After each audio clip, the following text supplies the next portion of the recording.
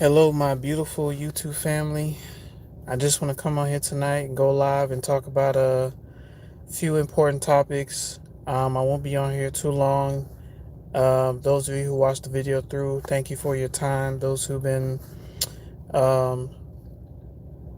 who've been watching my content and feel like it's been helpful, I really appreciate it. I try to share my experiences and the many things I've seen in this life, and especially being a chosen one. You know, being a chosen one is not an easy task. It's a different level of training you have to go through in this thing called life, because life is a spiritual training ground. Because what really matters is how you evolve. All right. What really matters is how you evolve, how you grow into the next stage of evolution. Right. And so I don't want to dive too deep into that.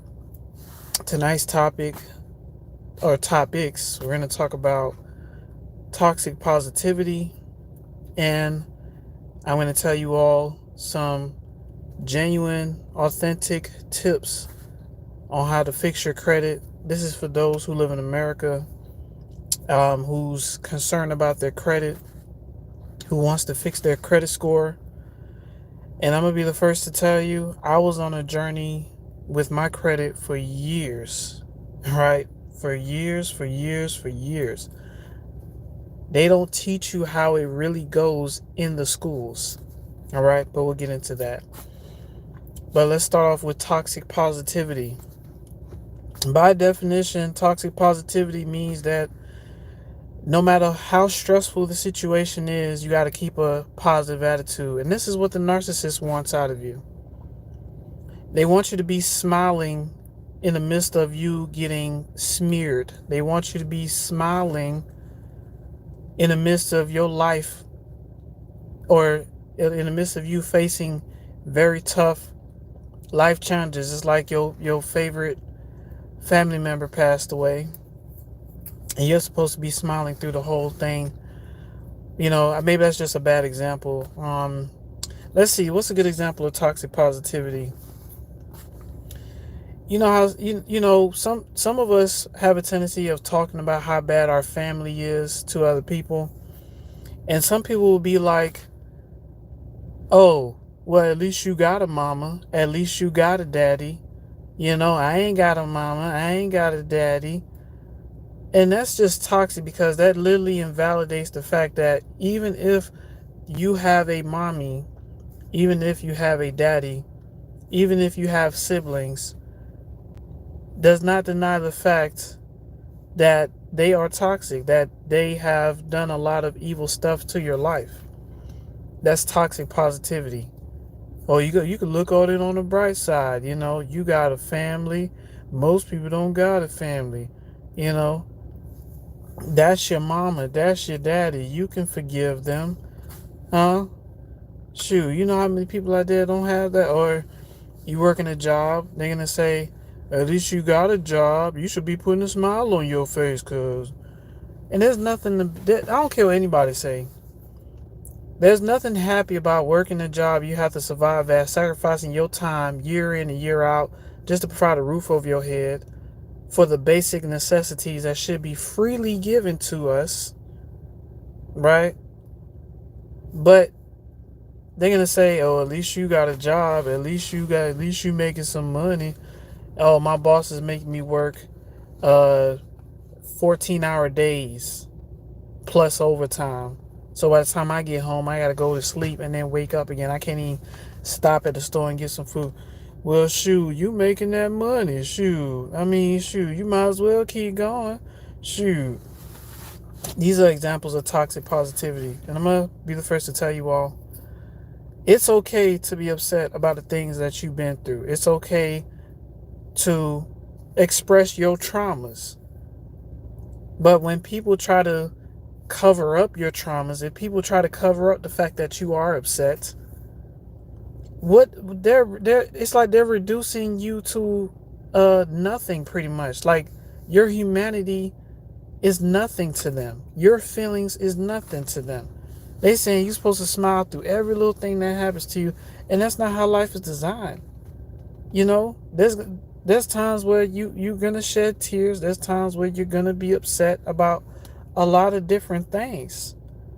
But you got people out here that expect you to, and the funny part is they not gonna be smiling and happy when stuff happens to them, but they expect you, chosen one, to be smiling and happy through every single thing that happened to you.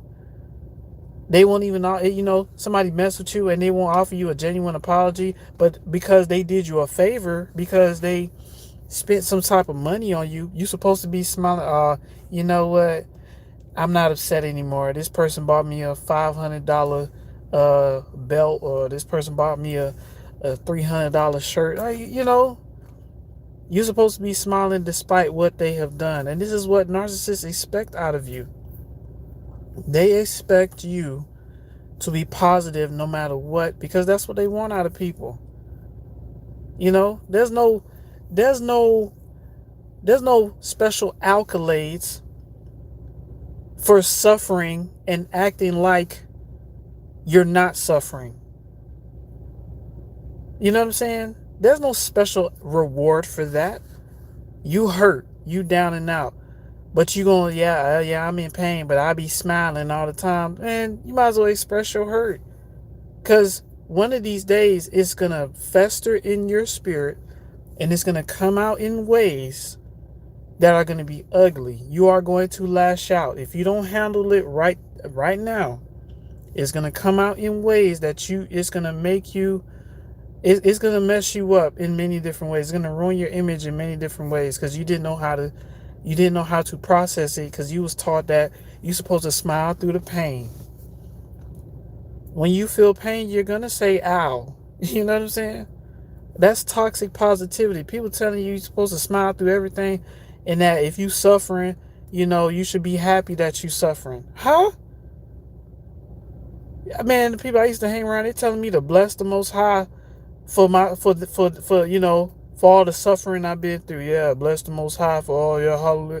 Suffering is suffering. Suffering don't feel good. You know what I'm saying? They tell you, oh, praise the Lord in the good and praise the Lord in the bad. You're not going to feel like you want to praise in the bad. You're just not. But what you can do is you can express your hurt, right? But then you can also say, you know what, I can look at the little things that I do have, but right now I don't feel good about my life. I don't feel good about the things that I'm going through, but I am grateful for the little things. It's okay to show a little gratitude, but you think the Most High don't understand that you're suffering? You think the Most High don't understand that you don't feel good? I mean, there's times where I was going through some stuff and I tried to pray in the midst of that, and I kept having like blockages. Like, me personally, I rather approach the Creator when I'm level-headed. I'm not going to approach the Creator when I'm like hurt and I'm upset and something drastic done happened into my life. You know what I'm saying? It don't make any sense to do that. Calm down first, get level-headed, think about some things, then pray. You know what I'm saying? That's my advice that I would tell you all. But toxic positivity is, it happens quite often. I seen a dude get beat up because, I guess him and his mom was arguing, and some dude jumps in out of nowhere and starts beating up the dude. Tells him, man, that's your mother, man. That's your mother. I wish I had a mother. I'm like, first of all, you don't even know who this person is. You don't know who this mother is. You don't know their relationship. For you to jump in because you wish you had a mama, that's that ignorant stuff. Like, you supposed to be smiling. Oh yeah, that's your mother, man. Shoot, I wish I had that. I'm just nipping a lot of stuff in the bud tonight, because when it comes down to toxic positivity, people expect you to be smiling through suffering, and especially if you're a chosen one. But the crazy part is, the same people who be coming to your doorstep with that ignorance, them be the main ones that wouldn't like it if some suffering was on their doorstep. Then they want everybody to bow down and help them and tend to their needs and rub their feet and all this other stuff. But you chosen one, you supposed to just suffer it and suck it up. Yeah, you broke right now, just suck it up. No. Okay, the best way to handle that is, okay, if you broke right now, let's just sit down and figure out a plan. That's how you show empathy to somebody who's broke, or somebody, sometimes giving somebody money ain't gonna help them. A lot of times giving them advice will help them. Like, why don't you look, right? I understand right now you're going through some things, but why don't you go ahead and try this or try that, or apply for this or apply for that? See how that works for you. Coming in an empathetic way. Sometimes giving people money ain't gonna just help them. You have to give them advice. You have to give them guidance. And if they choose not to listen to that, that's on them. Right? But I'm telling you, when it comes down to a lot of these churches and stuff, a lot of these pastors will say, oh, you're giving your money to the church, you should put a smile on your face. You just gave your rent money to God. You just gave your rent money to God. And for that, God gonna bless you. And a lot of times, people who give their money to the church don't receive any of that money back. They have to live paycheck to paycheck. They just gave their paycheck to a church, and now they got to wait till the next paycheck. And they constantly asking the pastor, how come when I gave you the money, you said God was going to bless me, and then the pastor say, where's your faith? God knows you suffering right now. I know it's been 5 years since you gave me that money. Huh? Where's your faith? You know what I'm saying? Even the Bible says faith without works is dead. But if you just giving what you worked for to a pastor and expect to be so-called blessed from that, you have to reevaluate your priorities in life, because people are prioritizing these pastors and they toxic positivity, saying that if you give your money, that God's gonna bless you. You know what I'm saying? This is the level of ignorance that a lot of these churches do, a lot of these pastors do, because of that toxic positivity. Toxic positivity can be used as a con, right? Even with scams, with the cash flips, you give 150, you'll get 250 back. Those kind of scams. You got to believe in it. You got to trust me. I'm a well-known financial advisor. I can help you. Okay. Look, all I'm saying is, when it comes down to toxic positivity, if you hurt, you are hurt. And it's best to calm down, reevaluate your situation before you pray about your situation. So that way you're clear-headed, you're level-headed to figure out your solution. You understand? I'm not going to sit here and say, oh, you hurt, praise the Most High. You might as well get on your knees and pray. Because sometimes prayer ain't going to help in the situation. Sometimes you have to find a way to calm down and relax. Get clear-headed first. And then figure out what solution that you have to do. Toxic positivity is ignorant, and people use that to keep you dumbfounded and holding on to faith to whatever crap they try to place in front of your way. A lot of pastors do it. A lot of jobs do it. Look, I know you. I know you worked I know you worked a double shift last night. But if you continue working like this and you keep having a smile on your face, I'm gonna raise your pay. And then when you finally get that pay raise, it only gets raised by like $2-3. Like, what? You got stuff going on, like inflation going on. You only raising my pay by $2-3? But this is the stuff that they do. A lot of times toxic positivity can be used as a con. As I said before, toxic positivity by definition is basically keeping a positive attitude in the midst of all the stress, all the trauma, all the turmoil.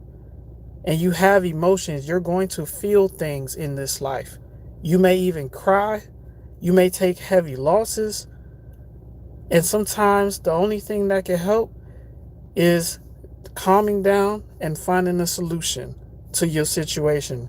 Not saying, oh yeah, you lost your house. Well, smile. That means the Lord Jesus is on your side. Sometimes solutions, we have to sit down and find solutions. You understand?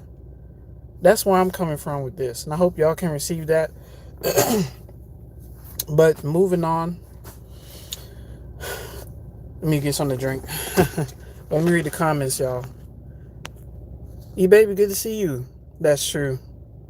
Ema Kirkova. Okay, hello, man. Oh, hello. E-Baby says, and comfort them. Right. Hey, Piggy, good to see you. Aaron is the best. Oh, thank you, brother. I really appreciate that. Toxic positivity is very toxic, and it's very invalidating to people's experience. Osam, hello, bro. Oh, Osam Raul. Oh, good to see you, man. It was good to see some people on here, man. I hope all has been well with every last one of y'all. I'm gonna move on to fixing credit, right? And this is for people who live in America. I don't know if y'all do credit system overseas, but as far as the credit system in America, I have went through my journey of credit for a long time. I mean, probably since 2012. You know what I'm saying? When I first bought my vehicle in a first time buyers program, and those of you who can follow what I'm saying, hold on.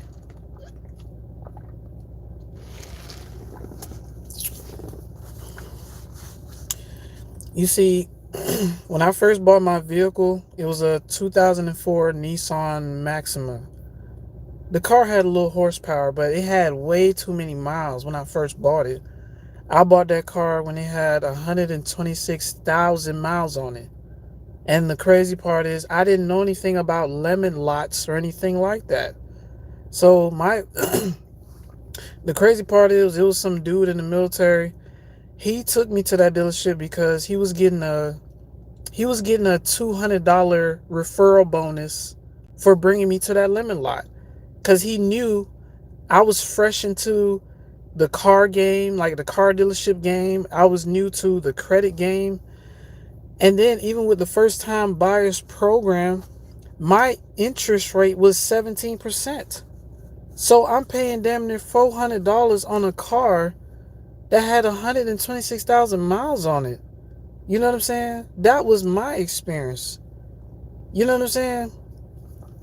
And so eventually I had to trade that car in. Like, I couldn't even pay the car off. Like, it like one issue after another kept arising, whether it was the radiator, whether it was like a wheel hub. I had to pay a lot just to keep up with the car. So I was like, you know what, I might as well trade it in. Then when I traded it in, I ended up with a 2013 Ford Focus. And the 2013 Ford Focus was a very small car, and I'm not a big fan of small cars, but that's what the dealership wanted me to have. And see, I didn't know any better when it came down to credit. If I would have done my research, I wouldn't have gotten that car from that lemon lot. I would have built my credit up first for like 8 months, then would have saved some money for a good down payment. Then I would have got the car that I really wanted, you know. And so I didn't like the Ford Focus, so I ended up trading that in, got a Ford Fusion, which I had a high interest rate because I was still paying off that Maxima, and it just the debt added on to the new car. So why am I telling you all this? There's some people out there who don't know anything about credit, and hopefully they come across this video and it'll help them make the right decision. Because let's say you have a son or you have a daughter, and you want to get them their first vehicle for the first time. What you should do is you can, matter of fact, you can build your credit within 8 to 12 months, within a year, if you grind and if you follow these steps. So basically, let's just talk about fixing credit first, and then we'll talk about those of you who want to get your child a car and what's the best way to do it. Now, I'm going to tell you all of these steps to fix your credit. Step 1, and mind you, this is for people who stay in America.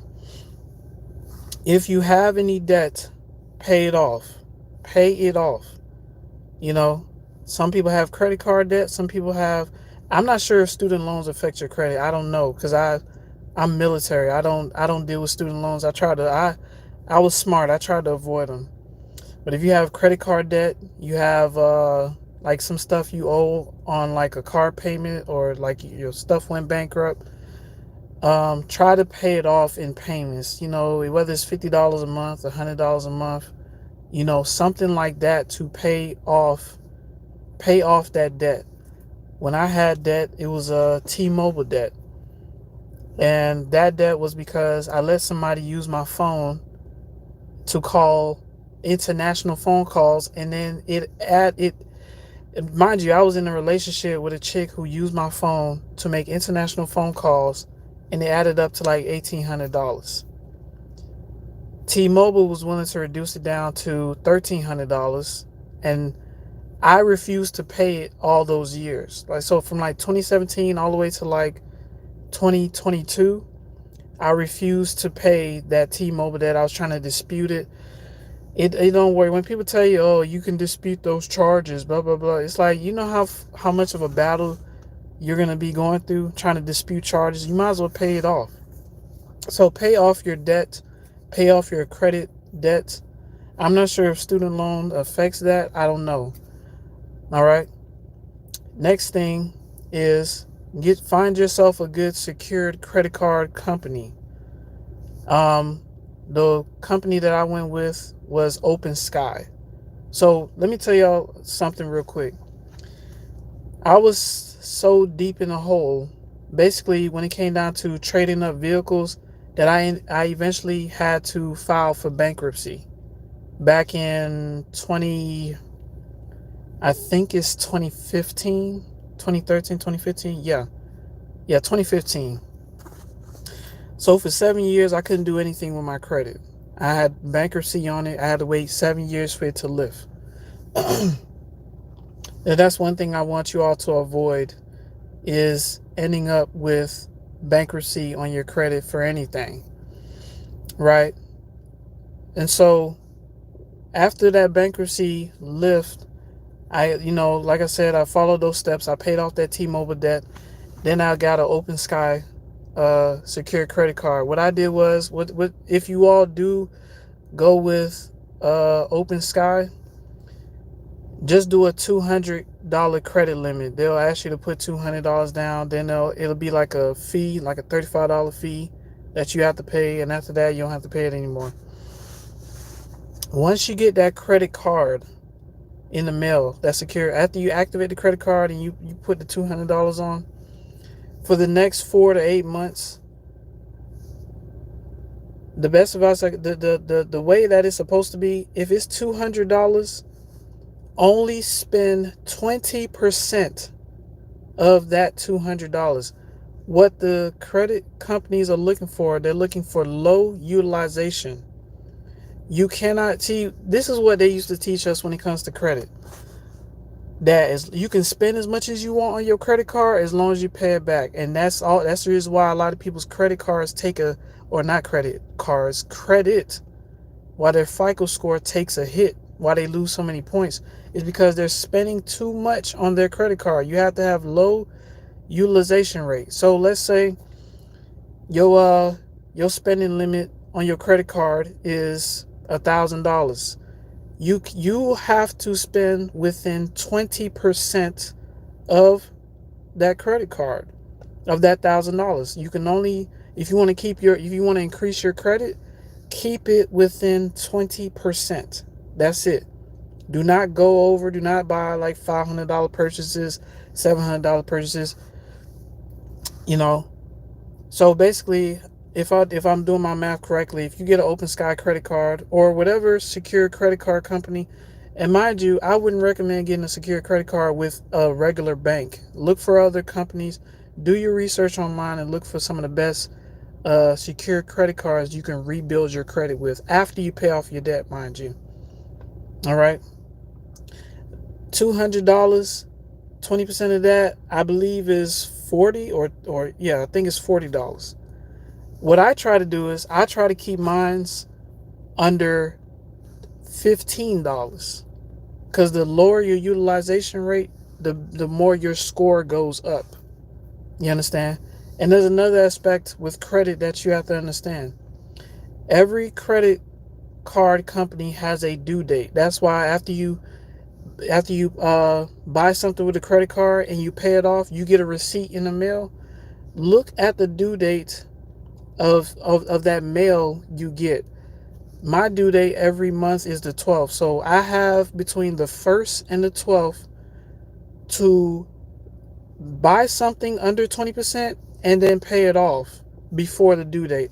Anything after the due date, they're not gonna charge a late fee. They're gonna deduct points off of that. So keep that in mind. You have a time limit on when you can utilize your credit card and then pay it off. Always make sure you pay your credit card off before the due date, and always make sure that you have a low utilization rate.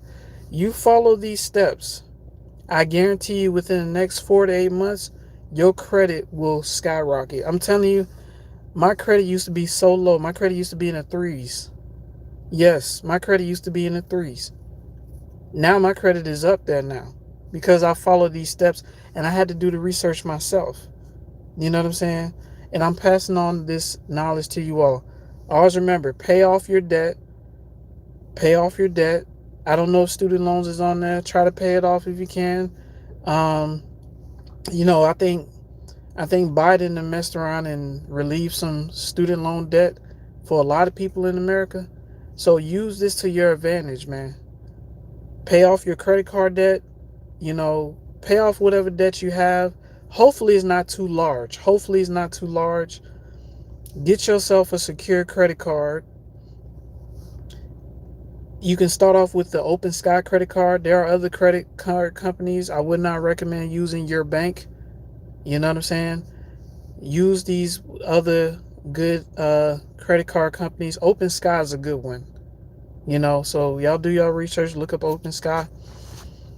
Put $200 on it. Only spend 20%, and always make sure you spend something. Like with my credit card, I always try to keep it under $10. Like I try to keep my utilization low. So I try to buy like little measly stuff for my credit card, like a drink or something at the gas station, and then pay it off before my due date. So every first of the month, I always got to keep on my mind, okay, it's the first of the month. Let me try to build my credit. So I'm just going to buy something for like $5 and pay it off right then and there. And then get the receipt in the mail saying that it's paid off after the due date, you know.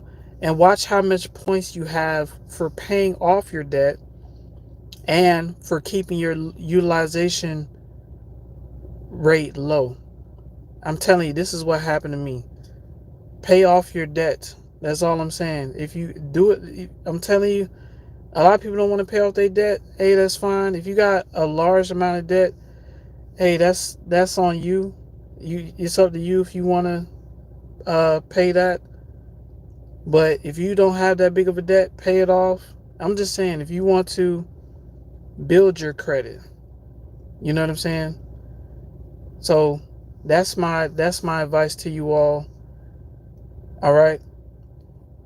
Keep your utilization low. People like to get a credit card and then buy a bunch of stuff with it and then pay it off and then wonder why they take hits on their credit. You have to have a low utilization rate. All right. You follow these steps, I promise you, it'll work out for you. All right. Let me see. Read the comments. I wish I had taken this advice. Piggy, good to see you, man. Damn.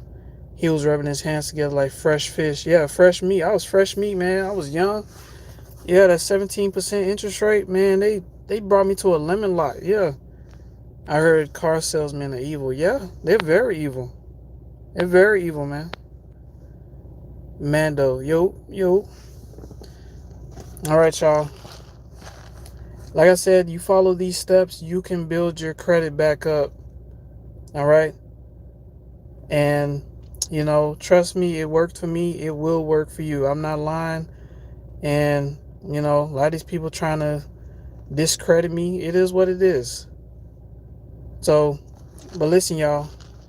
Y'all be safe out there. I love y'all. And y'all be safe, man. All right. Bye bye now.